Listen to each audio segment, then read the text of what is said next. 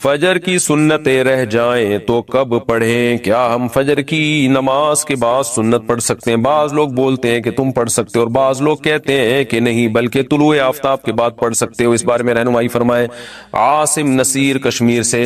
یہ مسئلہ علماء کے مابین اختلافی ہے۔ امام احمد بن حنبل، امام شافعی کے نزدیک جائز ہے کہ فجر کی فرض نماز کے فوراً بعد آپ سنتیں پڑھ لیں، لیکن امام حنیفہ رحمہ اللہ تعالیٰ کے نزدیک فوراً بعد نہیں بلکہ اشراق کے وقت آپ پڑھیں، اور یہ عبداللہ بن عمر سے ثابت بھی ہے عملاً کہ، اور یہ جو حدیث میں آتا ہے کہ نماز کے بعد سنتیں پڑھی جائیں تو احناف کے ہاں اس کا مطلب یہی ہے کہ نماز کے بعد اس وقت جب مکروہ وقت گزر جائے، اور وہ اشراق کے وقت گزر چکا ہوتا ہے، کیونکہ فجر کی نماز کے بعد نوافل نہیں ہے، تو اس لیے، اور صحابہ سے بھی منقول ہے، تو کسی وقت میں انشاءاللہ پورے ریفرنس کے ساتھ اس پہ دلائل ریکارڈ کروا دوں گا۔ ابھی تو صرف سائل نے جتنی بات پوچھی ہے تو صرف ٹو دا پوائنٹ اسی بات کا جواب دے رہا ہوں کہ فقہ حنفی میں یہی ہے کہ آپ اشراق کے وقت پڑھیں، فوراً بعد نہ پڑھیں۔ باقی اگر کوئی فجر کے فوراً بعد پڑھ رہا ہے، وہ فقہ حنفی کو فالو نہیں کرتا، تو اس کو پڑھنے دیں، اس میں پھڈے بازی والی بات نہیں ہے۔ آپ اس پر عمل کریں کہ ایک مسلک کو فالو کرنا چاہیے، دوسرے پہ تان و تشنی نہیں کرنی چاہیے۔ یہ اسلاف کا طریقہ تھا، اور یہی طریقہ اس امت میں ایک ایسا طریقہ ہے جس سے امت اختلاف سے بچ سکتی ہے۔ اپنے دلائل دوسرے پر تھوپنا اور یہ کہنا کہ میں صحیح ہوں تم غلط ہو، اس سے امت میں اتحاد پیدا نہیں ہوگا۔ اتحاد اسی سے ہوگا کہ آپ ایک مسلک پہ اگر عمل کر رہے ہیں تو آپ اس پر عمل کریں، دوسرے کو آپ برا بلا نہ کہیں۔ تو حنفیہ کا اس بارے میں دو ٹوک اور واضح موقف ہے، اور یہ آثار صحابہ سے بھی ثابت ہے کہ فجر کی یا آپ کی دو سنت اگر چھوٹ جائے تو فوراً بعد نہ پڑھی جائیں بلکہ اشراق کے وقت میں پڑھی جائیں، اور یہ اشراق کے وقت میں پڑھنا افضل ہے، کوئی لازم نہیں ہے، بہتر ہے کہ اس کو پڑھ لیا جائے۔ فجر میں الارم نہیں بجا تو قضا کا گناہ ہوگا۔ اگر کوئی فجر کا وقت ختم ہونے کے 45 منٹ بعد فجر کی نیت سے جاگا اور اٹھ کر موبائل دیکھا کہ الارم کیوں نہیں بجا، پھر وضو کر کے فرض نماز کی قضا کی، کیا اسے بھی قضا کرنے کا گناہ ملے گا یا پھر یہ معاف سمجھا جائے گا؟ عارف شیخ انڈیا سے۔ عارف شیخ صاحب، اگر پورا انتظام اس نے فجر میں اٹھنے کا کیا تھا پھر بھی بیچارے کی آنکھ نہیں کھلی تو پھر کیوں گناہ ملے گا؟ حدیث میں آتا ہے کہ لیس فی النوم التفرید فی الیقظہ۔ آپ صلی اللہ علیہ وسلم نے فرمایا کہ سونے میں کوتاہی نہیں ہے۔ کوئی آدمی اگر سو جائے اور آنکھ نہ کھلے، خود آپ صلی اللہ علیہ وسلم کے ساتھ ایسا ہوا صحیح بخاری میں کہ اس کو آپ صلی اللہ علیہ وسلم کی آنکھ نہیں کھلی، کیونکہ حضرت بلال جنہوں نے جگانا تھا ان کی آنکھ نہیں کھلی، تو حضرت بلال کی جب سورج کی کرنیں آپ کے چہرے پر پڑی ہیں تو حضرت بلال کی آنکھ کھلی، تو آپ نے سب کو اٹھایا۔ تو پورا انتظام آپ جاگنے کا کر کے سوئے پھر بھی آنکھ نہیں کھلی تو وہ معاف ہے۔ آپ صلی اللہ علیہ وسلم نے فرمایا کہ من نام عن صلاۃ او نسیھا فلیصلیھا اذا ذکرھا، کہ جو آدمی نماز سے سو جائے یا بھول جائے تو جیسی یاد آئے اس وقت پڑھ لے، جیسی جاگ آئے اس وقت پڑھ لے۔ تو اس کا مطلب انسان کے ساتھ یہ ہو سکتا ہے کہ آنکھ نہ کھلے اس کی۔ بنت شکیل کراچی سے، فجر کی نماز کب تک قضا ہوتی ہے؟ سورج کی روشنی نکلنے پر یا مکروہ وقت شروع ہونے پر؟ سورج کا ذرا سا کنارہ نکلتے ہی فجر کی نماز قضا ہو جاتی ہے، تو سورج نکلنے سے پہلے پہلے فجر کی فرض پڑھ لینا لازم ہے۔ انڈیا سے کسی نے پوچھا، میں نے فجر کی نماز ادا کی نیت سے پڑھی، 2-3 دن کے بعد معلوم ہوا کہ اس وقت سورج نکل چکا تھا، تو کیا میری وہ نماز قضا میں شمار ہو جائے گی یا مجھے دوبارہ قضا کی نیت سے ہی دوبارہ نماز پڑھنی ہوگی؟ کوئٹہ سے جان فاروق نے پوچھا ہے۔ نہیں، یہ انڈیا سے کسی نے پوچھا ہے۔ دیکھیں، ایسی صورت میں نماز ادا نہیں ہوئی، فجر کی نماز آپ کو دوبارہ پڑھنی پڑے گی اور قضا ہی ہوگی، ظاہر ہے وہ ادا تو نہیں ہوگی، لیکن نیت اس میں ضروری نہیں ہوتی قضا یا ادا کی۔ بس آپ یہ دل میں نیت کریں وہ جو نماز میری اس دن میں نے رہ گئی تھی تو وہ میں دوبارہ پڑھ رہا ہوں، یوں نیت کرنے کافی ہے۔ فجر کے بعد سونے کا معمول، محمد آزاد صاحب انڈیا سے پوچھتے ہیں، فجر کی نماز پڑھ کر سو جانا ٹھیک ہے؟ کیونکہ ہمارا کام رات کو 11 بجے تک ختم ہوتا ہے، کھانا کھا کر 12 بجے تک سوتے ہیں، پھر فجر کی نماز پڑھ کر سو جاتے ہیں، کیا یہ ٹھیک ہے؟ دیکھیں، فجر کے بعد سونا اسلاف سے، صحابہ تابعین سے اس کی ممانعت منقول ہے۔ ممانعت گاڑی اردو ہے انڈیا والوں کے لیے خاص طور پر۔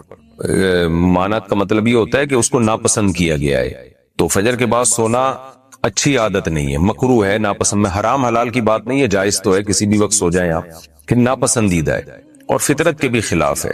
یعنی شریعت نے جو ہمیں ٹائم بتایا ہے، رات کو جلدی سو پھر جلدی اٹھو، اور پھر نبی صلی اللہ علیہ وسلم کی صحیح حدیث ہے، آپ صلی اللہ علیہ وسلم نے فرمایا بورک لامتی فی بکورھا، میری امت کے میں برکت اللہ نے صبح کے وقت میں رکھی ہے، صبح صبح کوئی کام کیا جائے گا برکت ہوگی۔ اللہ تعالیٰ نے فجر کی نماز دی کیوں ہے ہمیں؟ تاکہ ہم جلدی اٹھیں نا، اس لیے تھوڑی دی ہے کہ ہم اٹھیں اور نماز پڑھ کے پھر سو جائیں۔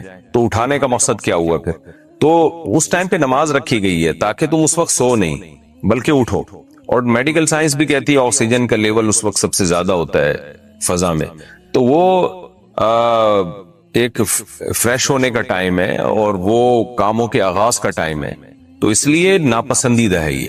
مجبوری کے حکام الگ ہوتے ہیں، کسی کو رات کو نیند ہی نہیں آئی اور وہ فجر کے بعد بھی نہیں سوئے گا اور سارا دن میں سونے کا موقع بھی نہیں ملے گا، وہ تو ظاہر ہے پاگل ہو جائے گا پھر۔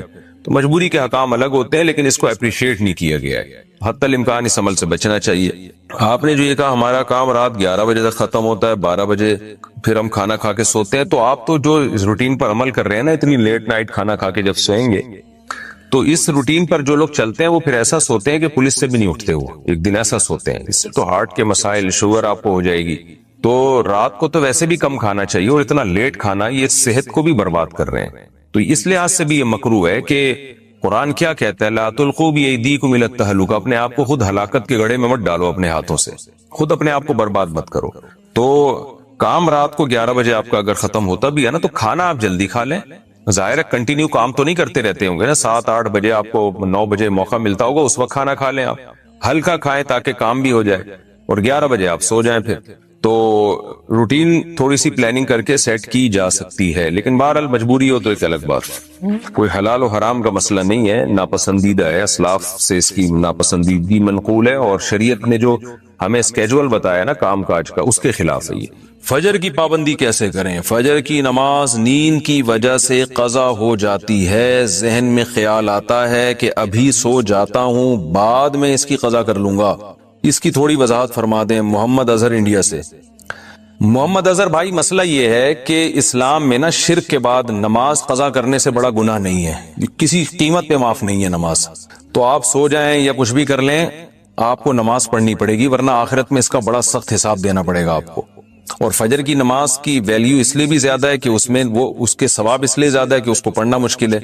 تو 2 کام میں آپ کو بتاتا ہوں، وہ اگر کر لیں تو انشاءاللہ آپ سے پابندی ہو جائے گی۔ نمبر 1، صبح اٹھنے کے لیے آپ ایک الارم والی گھڑی لیں جس کے الارم کی آواز بہت تیز ہو، اور وہ آپ جہاں سوتے ہیں نا اس جگہ سے دور رکھیں، کہیں دور الماری پہ رکھیں، تاکہ جب وہ بجے تو اتنی زور سے بجے کہ آپ کے 14 طبق روشن ہو جائیں، اور محلے والے آپ کو بولیں کہ بھائی جا کے اس کو بند کرو۔ اور دوسری بات یہ ہوگا، دور رکھنے کا فائدہ یہ ہوگا کہ آپ فوراً وہیں سوتے سوتے ہاتھ مار کے بند نہیں کریں گے، بلکہ آپ کو اٹھ کے چل کے جانا پڑے گا اسے بند کرنے کے لیے۔ تو اتنی تیز آواز ہو کہ آپ دوڑتے ہوئے جائیں اٹھ کے، تو اس سے انشاءاللہ آپ کی آدھی نیند بھی غائب ہو جائے گی، اور جو سستی تھی وہ بھی کم ہو جائے گی، اور آپ انشاءاللہ اٹھ بھی جائیں گے۔ دوسرا کام آپ نے یہ کرنا ہے کہ جس دن فجر کی نماز قضا ہو جائے اس دن آپ نے فجر صبح کا ناشتہ نہیں کرنا ہے۔ اگر آپ ناشتے کے عادی ہیں تو اس دن کا ناشتہ آپ گول کر دیں سزا کے طور پر، تو یہ بھی ہے۔ اور اگر آپ ویسے ہی ناشتے کے عادی ہیں، ناشتہ کرنے کا آپ کا معمول نہیں ہے، تو پھر آپ اس دن لنچ غائب کر دیں، بولے آج کھانا نہیں کھاؤں گا میں، تو کچھ سزا دیں اپنے آپ کو، تو اس سے انشاءاللہ آہستہ آہستہ اس بری عادت سے آپ کی جان چھوٹ جائے گی۔ اللہ تعالیٰ انہیں ان کی خطاؤں سے درگزر کریں گے اور انہیں ایسے باغات میں داخل کریں گے جن کے نیچے نہریں بہتی ہیں، جن باغات میں وہ ہمیشہ ہمیشہ رہیں گے۔ ذالک الفوز العظیم، یہ بہت بڑی کامیابی ہے۔ یہ وہ جنت ہے جس کا تذکرہ قرآن مجید میں بے شمار ہے، بے شمار۔ ہونا تو یہ چاہیے، اصول اور ضابطے کی بات یہ ہے کہ جب کسی چیز کی خبر دی جاتی ہے تو ایک مرتبہ دینا کافی ہوتا ہے۔ آپ اگر کسی کو ایک دفعہ کوئی خبر دیں کہ فلاں جگہ یہ واقعہ ہوا ہے یا ہوگا، ایک دفعہ کی خبر کافی ہے۔ دوسری مرتبہ جب آپ اسے خبر دیں گے تو وہ آپ سے کہے گا کہ یہ بات میں آپ سے پہلے بھی سن چکا ہوں، دوبارہ بتانے کی ضرورت نہیں ہے۔ پھر اگر تیسری مرتبہ آپ اسے کہیں گے تو کہے گا بھائی کتنی مرتبہ بتاؤ گے، سن سن کے کان پک گئے ہیں، بار بار ایک ہی ورٹ لگائے چلے جا رہے ہو۔ پھر اگر چوتھی مرتبہ بھی بتائے آپ ملنا بند کر دیں گے، انگلیاں ٹھوس لیں گے، اور پھر اس کے باوجود باز نہ آئے، پانچویں مرتبہ بھی بتائے تو آپ اخبار میں اعلان کریں گے میرا اس سے کوئی دور دور کا بھی تعلق۔ کیا خیال ہے بھائی؟ نہیں ہے۔ کمال کی بات یہ ہے، الحمد سے لے کے والناس تک یہ کلام چونکہ اللہ کا کلام ہے، اللہ کا، اللہ اس کائنات کو بنانے والا. دیکھیں ہم تو وہ بات کریں گے نا، اب ہم کوئی کتاب لکھیں یا کوئی تحریر لکھیں تو جس چیز کی ہماری نظر میں اہمیت زیادہ ہوگی ہم وہ بیان کریں گے. یہ جو شخص جو بار بار ایک چیز کی خبر دے رہا تھا، یہاں تک کہ آپ نے اخبار میں اعلان کر دیا کہ میرا اس سے کوئی تعلق نہیں ہے، تو یہ خبر دینے والا یا تو پاگل اور دیوانہ تھا، یا یہ کہ وہ خبر ایسی تھی جس خبر میں آپ کے لیے اہمیت ہو نہ ہو اس کے لیے بہت زیادہ اہمیت تھی. وہ اس خبر کو بہت اہم سمجھتا ہے. انسان جب کسی خبر کو بہت اہم سمجھتا ہے تو اسے بار بار بیان کرتا ہے. آپ امتحان میں پاس ہو گئے بہت اچھے نمبروں سے، تو ممکن ہے ایک ہی شخص کو 4 دفعہ بتائیں، وہ آپ 4 دفعہ بتائیں، خوشی ہوتی ہے انسان کو بتانے سے. اللہ رب العزت کی نظر میں جنت اور جہنم کی اہمیت ہے. اللہ کو پتا ہے کہ اصل نعمتوں کی جگہ، مزوں کی جگہ وہ جنت ہے. یہ کچھ بھی نہیں ہے اس کے مقابلے میں جو مزے ہم اڑا رہے ہیں دنیا میں. ہیں تو یہ بھی بہت اللہ کی بہت بڑی نعمت ہے. ہم پی رہے ہیں، کھا رہے ہیں، سانس لے رہے ہیں کھلی ہوا میں، بہت نعمت ہے. رشتہ دار ہیں، دوستیاں ہیں، آپس کی محبتیں ہیں، لیکن جنت کے مقابلے میں ہیچ کچھ بھی نہیں. حدیث میں آتا ہے رسول اللہ صلی اللہ علیہ وسلم نے ارشاد فرمایا، دنیا میں ایک شخص، ان کو اٹھا دیں، جو سویا کرے، ہمارے حضرت فرمایا کرتے تھے ساتھ والا آدمی اسے جگا دے، کیونکہ شیطان پہلے تو آنے نہیں دے گا نا مجلس میں، پھر آ جائیں گے تو شیطان کی کوشش ہوگی سلا دیا جائے. تو یہ جو دنیا کے مزے ہیں آخرت کے مقابلے میں کچھ بھی نہیں. رسول اللہ صلی اللہ علیہ وسلم نے فرمایا کہ جس شخص نے دنیا میں ہمیشہ تکلیف ہی دیکھی ہو، قید خانے میں گزار دی، اسے اگر جنت کی ایک جھلک دکھا دی جائے، سیر کرا دی جائے، پھر اس سے کہا جائے تم نے کبھی کوئی غم دیکھا ہے، وہ کہے گا میں نے زندگی میں کبھی کوئی غم دیکھا ہی نہیں. اس کو اتنا مزہ آئے گا، اتنا مزہ آئے گا کہ وہ سارے غموں کو بھول جائے گا. اور جس نے دنیا میں عیش و عشرت میں وقت گزارا، ساری زندگی بڑے مزے میں گزری اس کی، اسے ایک دفعہ جہنم میں غوطہ دے کے نکال دیا جائے، پھر اس سے پوچھا جائے کہ کیا تم نے کبھی سکون اور لذت اور مزہ دیکھا، وہ کہے گا میں نے زندگی میں کبھی سکون، لذت اور مزہ نہیں دیکھا. تو اتنی لذیذ چیز، میں نے عرض کیا تھا نا پچھلے بیان میں کہ یہ دنیا کی نعمتیں اللہ کی رحمت تو ہیں، اللہ کی طرف سے مہمان نوازی نہیں ہے، میزبانی نہیں ہے. یہ وہ ہے جیسے کسی کو بغیر استحقاق کے بھی اس کا حق نہیں بنتا، پھر بھی ایک لنگر ہے، سب کو مل رہا ہے. لنگر جو ہے نا، لنگر، اس میں کوئی زیادہ قیمتی کھانے نہیں ہوتے، اس میں تو کوئی مزار کی کوئی بریانی ہوگی.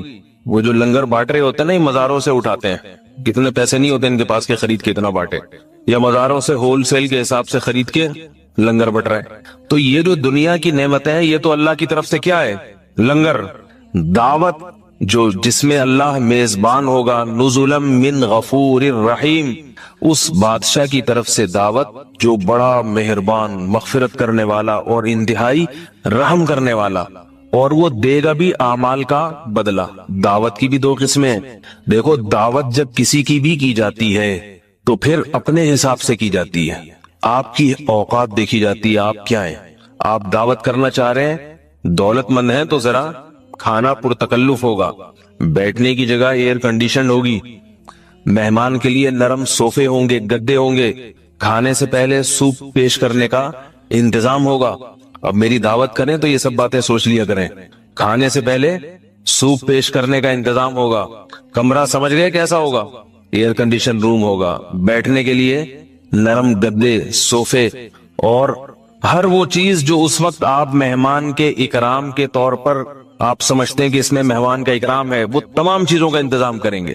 کمرے میں اگر صفائی نہیں تھی، مہمان کے آنے سے پہلے صفائی، پوچھا لگوایا جائے گا، صوفوں کو ترتیب دیا جائے گا، گاؤ تکیے، حالانکہ ایک آدمی ہے مگر اس کی وجہ سے بستر بھی سیٹ کیا جا رہا ہے، گاؤ تکیے بھی اپنی جگہ پہ، اور اسپرے بھی کیا جا رہا ہے، ایئر فریشنر چمبیلی کا یا کوئی بھی اسپرے کیا جا رہا ہے. واش روم دیکھا جا رہا ہے صاف ہے یا نہیں، پھر بچوں کو بھگایا جا رہا ہے کہ کہیں مہمان کی نیند خراب نہ کر دیں. حالانکہ یہ مہمان وہ ہے جس نے آپ کو کچھ دیا نہیں ہے، بس ایک عزت دار آدمی ہے جسے آپ سمجھتے ہیں کہ یہ مہمان بننے کے قابل ہے. اور ایک دعوت وہ ہوتی ہے جس میں محدود نشستیں ہوں، اس میں مخصوص لوگوں کو آنے کی اجازت ہو، اور وہ مخصوص وہ لوگ وہ ہیں کہ جنہیں آپ نے جن کے ذمے کوئی کام لگایا اور انہوں نے وہ کام پورا کر دیا، اور کام بھی تھوڑا نہیں لگایا، ان کے ذمے اللہ نے لگایا کہ دن بھر میں 5 نمازیں پڑھنی ہے، اللہ کے سامنے آ کے سجدہ کرنا ہے، یہ ساری زندگی نماز پڑھتے رہے، ساری زندگی۔ دنیا میں ہر کام کی چھٹی ہے، کوئی دنیا کا کام ایسا نہیں ہے جو چھٹی کے بغیر ہوتا ہو، لیکن نماز ایسی چیز ہے کہ جس دن فرض ہوتی ہے، بلوغت کی دہلیز پہ انسان قدم رکھتا ہے، فرض ہوئی اور موت تک پھر چھوٹتی نہیں ہے، سفر ہو حضر ہو پڑھتا ہی چلا جائے گا، پڑھتا ہی چلا جائے گا، کسی دن بھی معاف نہیں ہے۔ نماز صرف ایک حالت میں معاف ہوتی ہے، بے ہوش ہو گئے آپ اور 24 گھنٹے سے پہلے ہوش آ گیا تو جتنی بے ہوشی میں نمازیں گزری ساری پڑھنی پڑیں گی، وہ بھی ہوش آتا ہی واجب ہو جائیں گی۔ اور خواتین پر طہارت جب کی حالت میں نہ ہو، وہ اس لیے مجبوری ہے کہ ناپاکی میں نماز نہیں ہوتی، اور نماز اس وقت معاف ہوتی ہے کہ جب آپ اتنے معذور ہو جائیں کہ گردن بھی نہ ہلا سکتے ہو نماز پڑھنے کے لیے۔ اگر آپ اتنے معذور ہیں کہ گردن کے اشارے سے نماز پڑھ سکتے ہیں تو بھی نماز پڑھنی پڑے گی، اور اگر اس سے بھی گئے پھر نماز معاف ہوگی، لیکن صحیح ہو گئے پھر پڑھو ساری۔ تو یہ ذمہ داری اس نے پوری کی ہوگی، نمازوں کی پابندی کی، نیند کو قربان کیا، اور 5 وقت وضو کیا۔ رسول اللہ صلی اللہ علیہ وسلم نے فرمایا میری امت جو وضو کرتی ہے نا 5 وقت، کس کو خوش کرنے کے لیے کرتے ہیں ہم؟ دیکھو لوگ چہرہ دھوتے ہیں کسی دعوت میں جانے کے لیے تاکہ ہم اچھے لگیں، سارا دن نہیں دھوئیں گے لیکن کسی دعوت میں جائیں گے صابن سے رگڑ کے دھوئیں گے۔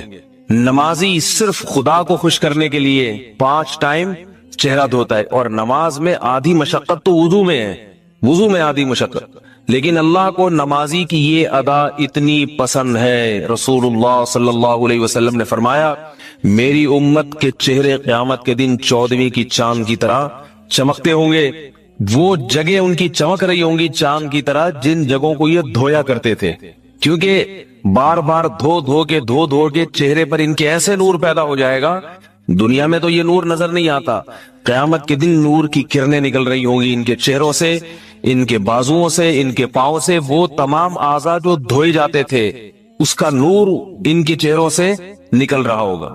یہاں ایک چھوٹا سا فقہی مسئلہ بتا دوں کہ قرآن مجید نے پاؤں کو دھونے کا حکم دیا ہے، پاؤں پہ مسح کرنے کی اجازت نہیں دی ہے، اور حدیث میں جو مسح کرنے کی اجازت ہے وہ خفین کے بارے میں۔ خفین عربی زبان میں خف عام موزوں کو نہیں کہتے، یہ جو ہم عام سادہ سے موزے چڑھا لیتے ہیں نا 20 روپے والے، یہ خف نہیں ہے، بعض لوگ انہی خف پر مسح کر لیتے ہیں۔ سعودی عرب میں یہ بہت بیماری پھیل گئی ہے، سب انہی سادہ موزوں پہ مسح کر رہے ہیں، حالانکہ صحابہ اور تابعین اور ائمہ اربعہ سے جو ثابت ہے اور احادیث سے جو ثابت ہے اس میں قرآن مجید کا جو حکم ہے نا دھونے کا، یہ دھونے کا حکم کسی کمزور دلیل کی بنیاد پہ چھوڑا نہیں جا سکتا، کیونکہ قرآن مجید متواتر قطعی کتاب ہے۔ اللہ نے پاؤں کے قرآن مجید میں دھونے کا حکم دیا، مسح کی اجازت نہیں دی، لہذا مسح وہاں کیا جائے گا جہاں پوری ان شرائط کا مضبوط دلائل کا خیال کیا جائے اور رعایت کی جائے۔ دن دلائل کو اللہ کے رسول صلی اللہ علیہ وسلم نے کثرت کے ساتھ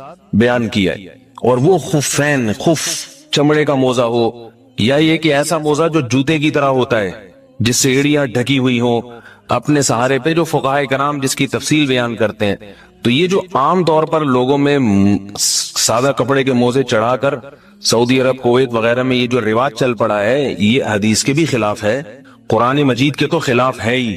بالکل جیسے چہرہ دھونے کا حکم دیا قرآن نے، اسی طرح پاؤں دھونے کا حکم دیا، اور ائمہ اربعہ کے مذہب کے بھی خلاف ہے۔ احادیث کو سمجھنے میں ابو حنیفہ، مالک، شافعی، احمد بن حنبل، ان فقہائے کرام کے پاس جو احادیث کا علم تھا وہ علم بھی کامل، اور ان کو اللہ تعالیٰ نے ان احادیث کی جو بصیرت عطا فرمائی تھی، احادیث کو سمجھنے کی، وہ بصیرت بھی کامل تھی۔ علامہ ابن تیمیہ رحمہ اللہ تعالی وہ فقیہ تھے 7ویں صدی ہجری میں، جنہوں نے یہ کہا کہ سادہ موزوں پر بھی مسح ہو سکتا ہے۔ علامہ ابن تیمیہ رحمہ اللہ تعالی، علامہ ابن تیمیہ رحمہ اللہ کے شاگرد ابن القیم رحمہ اللہ، ان کی بھی یہی رائے تھی، تو پوری امت سے انہوں نے جمہور سے ایک اختلاف کیا 7ویں صدی ہجری میں۔ تو وہ چونکہ سعودی عرب میں علامہ ابن تیمیہ رحمہ اللہ کی کتابوں کو بہت عقیدت کے ساتھ پڑھا جاتا ہے، اس لیے وہ بہت ساری چیزوں میں ابن تیمیہ رحمہ اللہ کو فالو کر لیتے ہیں۔ اور پھر لیکن ابن القیم رحمہ اللہ کے جو شاگرد تھے ابن رجب، یہ بھی بہت بڑے عالم تھے، انہوں نے ابن تیمیہ اور ابن قیم رحمہ اللہ تعالی کے اس نظریے پر رد کیا، اپنے اساتذہ کے اس نظریے پر، اور سختی سے رد کیا، اور یہ دعویٰ کیا کہ جو چاروں ائمہ کے مذاہب ہیں، ان مذاہب سے نکلنے کی اس امت کو اجازت نہیں ہے، کیونکہ اس میں دلیل بھی کمزور ہوتی ہے، اور بسا اوقات قرآن و سنت کی واضح نصوص کی مخالفت بھی لازم آتی۔ اس لیے میں بار بار یہ کہتا ہوں کہ جو حضرات سعودی عرب میں ہیں وہ ایسے ہی مسانہ شروع کر دیں صرف عربوں کو دیکھ کے۔ میرا مقصد کسی عرب عالم کی برائی خدا نہ خواستہ نہیں ہے، میں یہ عرض کر رہا ہوں کہ ان عرب علماء سے پہلے کے علماء بہرحال زیادہ لائق ہیں اس کے کہ ان کی اتباع کی جائے۔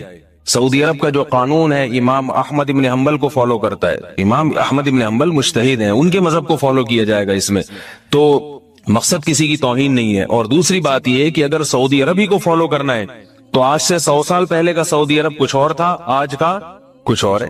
آج سے 100 سال پہلے اگر آپ سعودی عرب میں جائیں گے، کسی اپنے بوڑھوں سے پوچھیں، یہ رواج نہیں تھا سعودی عرب میں عام موضوع پہ مسا کرنے کا، بالکل نہیں تھا، اس کو جائز نہیں سمجھتے تھے، ان کے فتاوی موجود ہیں علماء عرب کے، اور اسی طرح اور بہت سارے مسائل ہیں، تو اس لیے یہ اس کی اجازت نہیں ہے، اس میں احتیاط سے کام لینا چاہیے انسان کو۔ تو میں یہ عرض کر رہا تھا کہ نبی صلی اللہ علیہ وسلم نے فرمایا میری امت جو وضو کے آزاد دھوتی ہے، چہرہ بھی دھوتی ہے، اس میں ایک خرابی یہ بھی ہے کہ نبی نے کیا فرمایا، وضو کے اعضاء، اس میں پاؤں بھی داخل ہیں یا نہیں؟ تو پتہ چلا پاؤں میں بھی اصل کیا ہے، دھونا، جبکہ یہ جو عام موزے ہیں نا یہ تو چڑھانا بہت آسان ہے، چمڑے کے موزے عام حالات میں انسان چڑھاتا ہی نہیں ہے، جب مجبوری ہوگی تو چڑھائے گا وہ، اس میں پھر مسا کی بھی اجازت دی شریعت نے۔ اگر عام موزوں پر مسا اتنے آسانی سے جائز ہوتا تو پھر تو موزے ہم بھی سب چڑھا لیں تو پاؤں دھونے کا حکم تو بالکل ختم ہی ہو جائے گا، پاؤں دھونے کا حکم تو بالکل ختم۔ صحابہ کے لیے کتنا آسان تھا کہ ایک پٹی پاؤں پہ چڑھا لیتے، ایک پٹی باندھ لیتے اور سارا دن پھر اسی میں مسا کرتے رہتے۔ ایسا نہیں کرتے تھے صحابہ کرام۔ سفر میں حضر میں جہاں موزے پہننے پڑتے تھے تو وہ موزے ظاہر ہے وہی ہوتے تھے جو سفر میں کام آ سکے، چلنے چپل پہن کے چلنا اتنے لمبے لمبے سفر، ان میں یہ کپڑے کے موزے نہیں کام آتے تھے ان کے، یہ تو 2 منٹ میں ایک دن میں پھٹ پھٹا کے ختم ہو جائیں گے۔ تو آج ایک آزادی امت میں پیدا ہو رہی ہے، آزادی، بس ہر آدمی، ہر کوئی مولوی صاحب ہوتے ہیں دلیل کے نام پہ جو ہے وہ بات کرنا شروع کر دیتے ہیں۔ اس پہ کثیر علماء کے فتاوی ہیں کہ ائمہ اربعہ کے مذاہب میں سے کسی اور ان کے مذہب کو چھوڑا نہ جائے، البتہ دوسرے علماء کی ذات پہ تنقید نہ کی جائے، ان کو معذور سمجھا جائے۔ تو نبی صلی اللہ علیہ وسلم نے کیا فرمایا کہ مسلسل یہ اعضاء دھلتے ہیں تو میری امت ان اعضاء کے دھلنے کی وجہ سے دوسری امتوں سے ممتاز ہوگی۔ صاف پتہ چلے گا یہ وضو کرنے والے لوگ ہیں، ان کے چہروں پہ، ان کے ہاتھوں پہ نور ہوگا، اور آپ صلی اللہ علیہ وسلم نے فرمایا ان کو زیور پہنایا جائے گا ان مقامات پر جو مقامات وضو میں دھلا کرتے تھے۔ قیامت کے دن جنت میں مردوں کو بھی زیور پہننے کو ملے گا، یہ مردوں کی خوبصورتی کے لیے۔ آج بھی بہت سے لوگ پہنتے ہیں نا، مرد لاکٹ پہنتے ہیں، سونا پہنتے ہیں، تو اس کا مطلب ہے کہ وہ بھی چاہتے ہیں کہ ہم، لیکن اللہ نے دنیا میں مرد پہ حرام کر دیا، اور فرمایا نبی صلی اللہ علیہ وسلم نے کہ جو دنیا میں سونا پہنے گا آخرت میں اس سے محروم رہے گا، جو مرد دنیا میں ریشم پہنے گا آخرت میں ریشم سے محروم رہے گا۔ تو اللہ تعالیٰ نے جنت کو اتنا دل نشیں بنایا، اتنا دل نشیں بنایا کہ الحمد سے لے کے والناس تک جنت جنت جنت جنت جنت جنت، بار بار اللہ نے اس کا تذکرہ بھر دیا۔ جہاں نیک عمل کی بات ہوتی ہے اللہ فرماتے ہیں جو ایمان لایا اور نیک اعمال اختیار کیے ان کو بہشت باغات میں داخل کروں گا۔ اور جہاں جنت کا تذکرہ، جنت کی نہروں کا تذکرہ ضرور ہے، تجری من تحتها الانہار، اے اللہ تو نے پہلی دفعہ بتایا جنت برحق، ہم نے مان لیا، دوبارہ بتانے کی ضرورت نہیں۔ اگلے رکوع میں اللہ پھر بتا رہے ہیں جنت میں داخل کروں گا ایسے باغات میں، اے اللہ 2 دفعہ بتا دیا اب تو سمجھ میں آ گیا، اللہ تیسری دفعہ ذکر کرتے ہیں جنت میں داخل کروں گا ایسے باغات میں جن کے نیچے نہریں بہتی ہیں، اے اللہ تو نے 3 دفعہ بتا دیا سمجھ میں آ گیا، چوتھے رکوع میں پھر آ رہا ہے جنت میں داخل کروں گا جن کے نیچے نہریں بہتی ہیں، اے اللہ اب تو اچھی طرح سمجھ میں آ گیا۔ 5ویں رکوع میں پھر اللہ بیان کرتے ہیں، 6ٹھے رکوع میں پھر بیان کرتے ہیں، کوئی رکوع ہی ایسا ہوگا جو جنت کے تذکرے سے خالی ہو، بار بار جنت جنت جنت۔ یہ ایسے ہی ہے جیسے اللہ جب نماز کے لیے بلاتے ہیں نا، نماز کے لیے، تو 1 دفعہ کہہ دیا حی علی الصلاۃ، کافی ہونا چاہیے کہ نہیں ہونا چاہیے؟ اس کے بعد ٹائمنگ بتا دی، بھئی یہ نماز، جیسے قرآن میں اللہ نے نماز کے اوقات بتا دی کہ اقیم الصلاۃ لدلوک الشمس الی غسق اللیل وقرآن الفجر، کہ دلوک الشمس سورج ڈھلتے وقت پڑھو۔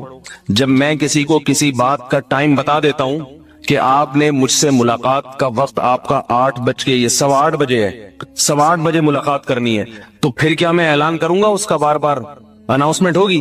یہ جو میرے بیان کی اناؤنسمنٹ ہوتی ہے نا کہ SMS چلتے ہیں، یہ اس لیے کہ پتہ نہیں ہوتا کہ ہوگا بھی یا نہیں ہوگا۔ بھئی ممکن ہے طبیعت خراب ہو، ممکن ہے کہیں سفر پہ ہو، ممکن ہے آج کسی اور کو بلایا ہو، اس لیے اناؤنسمنٹ ہوتی ہے۔ اور اگر پتہ ہے یقینی بات ہے ہوگا، پھر کوئی SMS چلانے کی ضرورت نہیں ہے۔ تو اللہ تعالیٰ نے جب بتا دیا کہ سورج نکلنے سے پہلے کون سی نماز کا وقت ہے؟ فجر کا۔ جب سورج ڈھلنا شروع ہو جائے کون سی نماز کا وقت ہے؟ ظہر کا، پھر عصر کا، پھر مغرب کا۔ حدیث جبرائیل میں جبریل علیہ الصلوۃ والسلام کو بھیج کر ساری نمازیں اس امت کو بتا دیں، ان کے اوقات بتا دیے، اور قرآن مجید میں سینکڑوں مرتبہ بتا دیا کہ تم پہ نماز فرض ہے۔ اب مؤذن کو یہ کہلوانے کی کیا ضرورت ہے حی علی الصلاۃ؟ ہے بھائی؟ نہیں آ رہی بات سمجھ میں؟ اب کوئی ضرورت بنتی ہے؟ بتا دیا بھائی یہ ٹائمنگ ہے۔ آپ جب کسی کمپنی میں جاب کے لیے جاتے ہیں تو پوچھتے ہیں میری ٹائمنگ کیا ہے، آنا کس وقت ہے، چھٹی کب ہوگی؟ تو بتا دے بھائی آفس ٹائم آپ کا صبح 9 سے شام 5 بجے ہے۔ اب کیا ہر دفعہ 9 بجے وہ فون کریں گے آپ کو؟ ہے بھائی؟ یا سلائیڈ چلائیں گے ٹیلی ویژن میں کہ ستار بھائی غفار بھائی سو رہے ہیں، 9 بج گئے، ان سے کہیے کہ اٹھ کے آ جائیں۔ یا آپ کے محلے میں کسی کو کہیں گے کہ مسجد سے اعلان کرو کہ جو حضرات اسٹیل مل جانے والے ہیں، 9 بجنے والے ہیں، گاڑی آنے والی ہے، سب لوگ تیار ہو جائیں۔ یا تھانے میں کے ذریعے اعلان کہیں بھی نہیں ہوتا۔ بھائی بجے بتا دیا تو بتانے کا مطلب کیا ہے؟ اب جس دن چھٹی ہوگی تو اناؤنسمنٹ ہوگی، جس دن چھٹی ہوگی، جس دن ہڑتال ہوگی، اسٹرائک ہوگی تو اعلان کیا جائے گا کہ ادارے بند رہیں گے، اسکول بند رہیں گے۔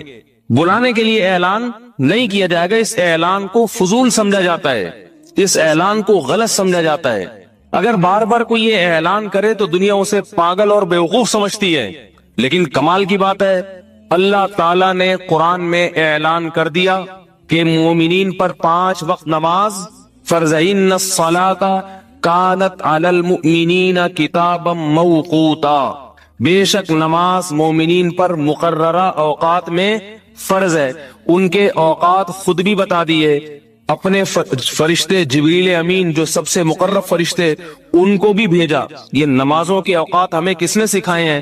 جبریل علیہ الصلوۃ والسلام نے سکھائے ہیں۔ انہوں نے آگے نبی کو نمازیں پڑھائی اور کہا کہ یہ نمازوں کے اوقات ہیں آپ کی امت کے۔ پھر نبی نے اپنے عمل سے، اپنے قول سے ہمیں بتایا، پھر صحابہ کا اجماع ہو گیا، پھر فقہ کی کتابوں میں، حدیث کی کتابوں میں نمازوں کے اوقات تفصیل سے آ گئے ہمارے سامنے۔ اس کے بعد اب کیا ضرورت رہ جاتی ہے کہ ہمیں ہر نماز کے وقت بتایا جائے کہ نماز کا ٹائم ہو گیا ہے۔ نقشے بن گئے، گھروں میں نقشے آپ موبائل پہ دیکھ سکتے ہیں، انٹرنیٹ پہ دیکھ سکتے ہیں، کل بھائی طلوع آفتاب کس وقت ہے۔ مسجدوں میں لکھا ہوتا ہے نماز کا وقت، فجر کی نماز 6:15 بجے، ظہر کی نماز 1:05 پر، عصر کی نماز 5:30 بجے، مغرب کی نماز اتنے بجے، اور روزانہ تبدیل ہوتا ہے اس کا ٹائم، وہ بھی لکھا ہوا ہوتا ہے، اور عشاء کی نماز 8:30 بجے۔ اب کیا ضرورت ہے بھائی؟ لیکن کمال کی بات یہ اللہ تعالیٰ فجر میں کہلواتے ہیں حی علی الصلاۃ، مؤذن کے ذمہ لگایا زور سے اعلان کرو۔ پہلے تو اسپیکر نہیں تھے، مؤذن سردیوں میں مسجد کے اوپر والے مینار پہ جا کے چڑھتا تھا، اگر گر جائے تو ہڈی پسلی بھی نہ بچے اسے۔ شدید سردیوں میں ہانپتا کانپتا مؤذن پہلے زمانے میں مینار پہ چڑھ کے زور سے، کانوں میں انگلیاں کیوں ٹھوسی جاتی ہیں؟ اس لیے کہ اتنی زور سے چیختا ہے کہ اپنے ہی کان نہ پھٹ جائے کہیں، اس کے کان میں اپنی انگلیاں ٹھوسو تاکہ خود کو آواز کم آئے، جن کو سنانی ہے ان کو آئے آواز۔ اتنی زور سے چیخنے کا حکم دیا اسے کہ لوگوں کو بلاؤ، اور یہ بھی کہا حی علی الصلاۃ پہ دائیں طرف گردن گھماؤ تاکہ ادھر والوں کو اگر کم آواز آ رہی ہے تو ادھر والوں کو بھی پہنچ جائے، اور حی علی الفلاح پہ بائیں طرف تاکہ ادھر والوں کو اگر کم آواز آئی ہے تو ان پر بھی حجت تام ہو جائے۔ وہ یہ نہ کہیں کہ مؤذن ادھر کی طرف منہ کر کے نماز پڑھتا تھا اور ہمارا گھر تو اس طرف تھا، اس طرف نہیں تھا۔ ایک دفعہ نہیں کہلوایا، بار بار۔ ہم جب سے بالغ ہوتے ہیں، بلکہ ہم نے جب سے شعور حاصل ہوا ہے اس وقت سے اذان سنتے آ رہے ہیں کہ نہیں سنتے آ رہے؟ بتاؤ میرے بھائی۔ جیسے ہی کسی اسلامی مملکت میں، مسلمانوں کے ملک میں نماز کا وقت ہوتا ہے، فوراً فضاؤں میں اللہ اکبر کی صدائیں بلند ہونا شروع ہو جاتی ہیں، کیسی اللہ کی کبریائی بیان ہوتی ہے۔